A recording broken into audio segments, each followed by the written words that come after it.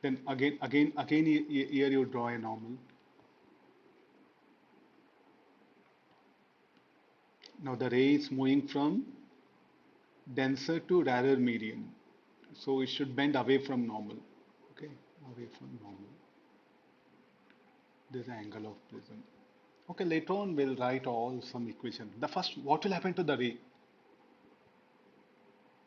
when it passes through the prism? What will happen to the ray? So this is the background is what we needed. Okay, next after this,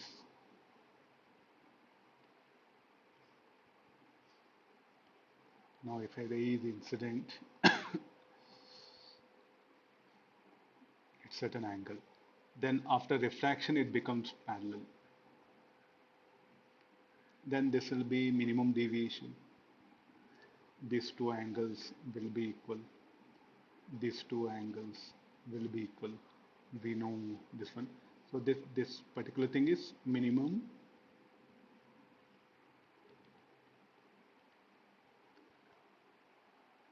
it's a minimum deviation condition it is. Sir, how do you can say like this what say once again I'm insisting that the ray after refraction we have to just apply the law here. The Snell's law is what the basic condition here. Huh? Okay, now here the ray is incident. I'll draw the rough diagram. Then there's an incident ray. It can come anyway, no? The ray need not be always like this. The ray may come like this here. So this is the normal. Then after refraction,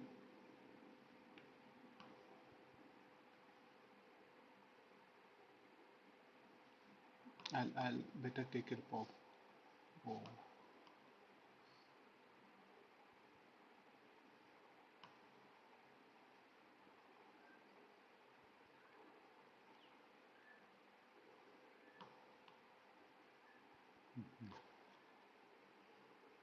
will come like this.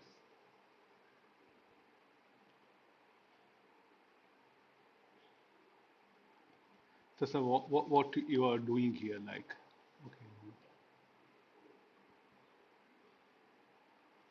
now this was the incident ray. So it will undergo the ray moving from right to denser, it will bend towards normal, so the ray will be incident here.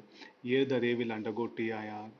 Here moving from denser to rarer medium, so the ray will finally emerge here.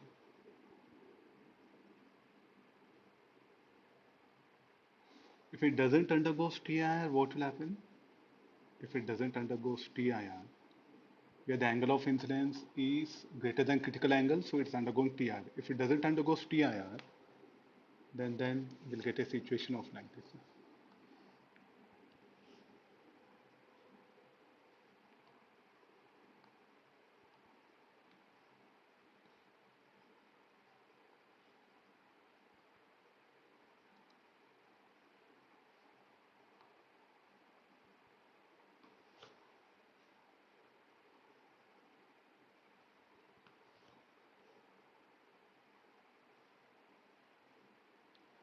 Then the ray,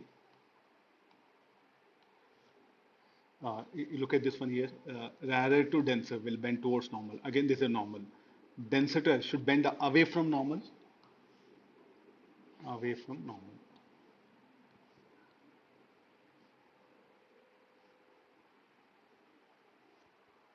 Okay, fine. So you just, these are small ideas a student has to start himself. Now is next situation, a ray is incident.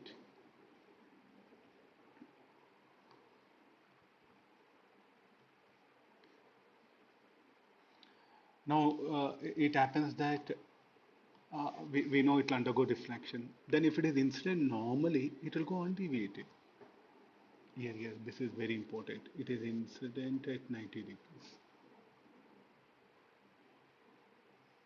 Sorry, angle of incidence will be zero. Here the ray is incident will undergo diffraction. It is moving from rarer to denser. Then if it is incident normally here, normally in the sense angle of incidence will be zero, then it will not undergo refraction here, it will just emerge out here. It can happen, huh? This can also happen.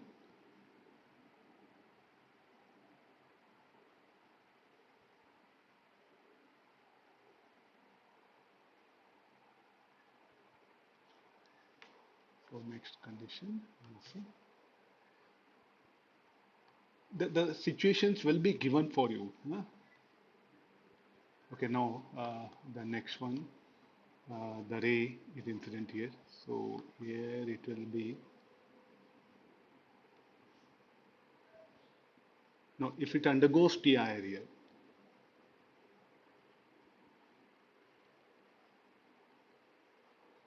we know if TI occurs, it will be reflected symmetrically.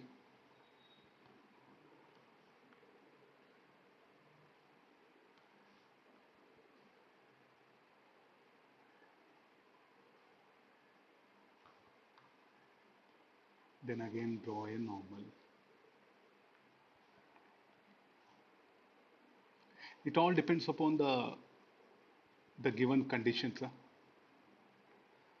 Now here TIR occurs, so previous problem.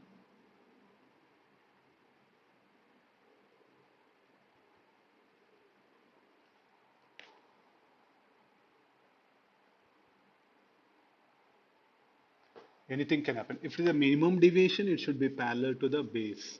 This is the base. TIR occurs here. If TIR occurs, it will get reflected. So what we have to do is like, is there any TR is occurring? So all that conditions is what we have to check it.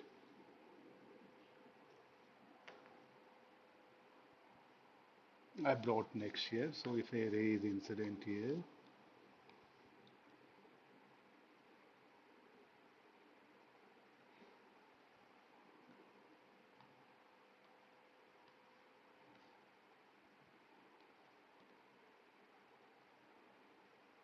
so the ray here angle of incidence zero, angle of refraction zero. So the ray goes on deviated. Here it will undergo refraction. Moving from density to this is a normal, so it should bend instead of traversing straight. What happens? It will bend away from normal. Now a situation.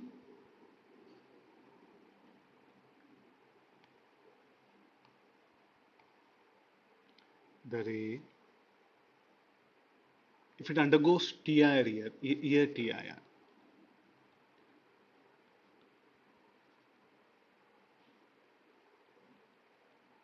I'm putting that one. Sir, how do you say it will undergo TR, will not undergo TR? The conditions will be given for us. Okay, no?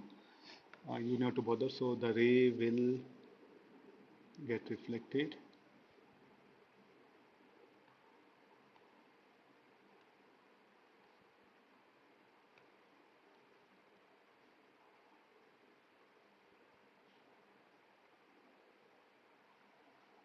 Okay, fine.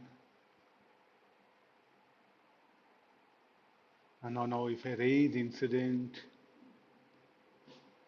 this is a normal.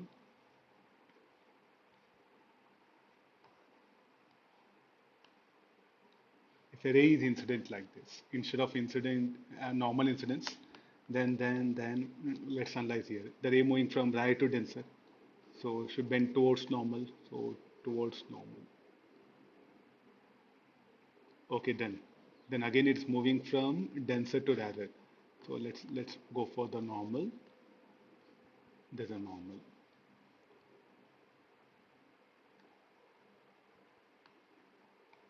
Then the ray will be in this direction.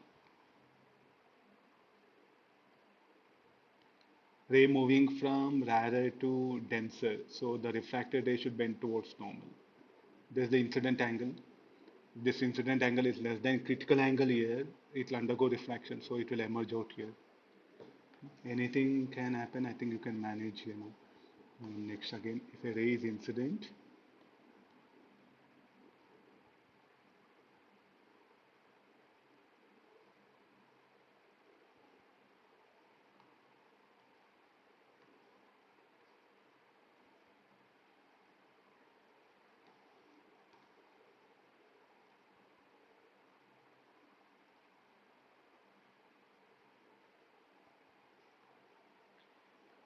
Hmm?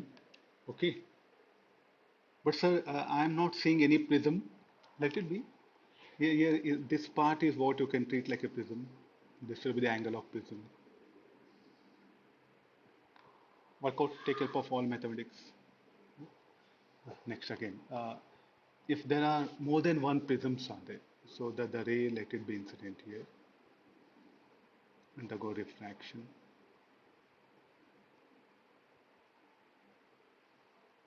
Let it be.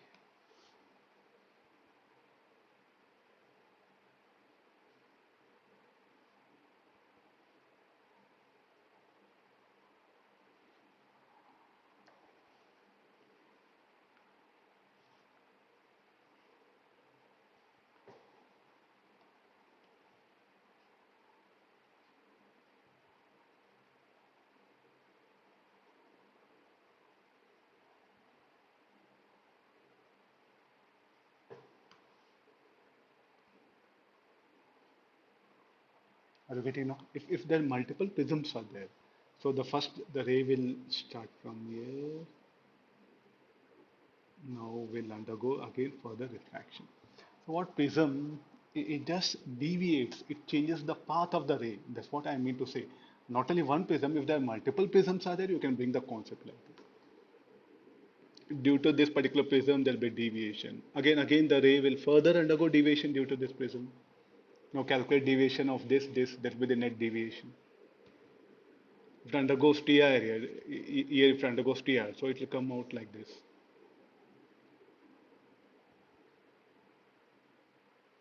Okay, getting idea now. So this about the student. What you should do is like first you should you should not go for problems. Huh? So first take the different shape prism. Let the ray strike the prism in a different directions at different phases.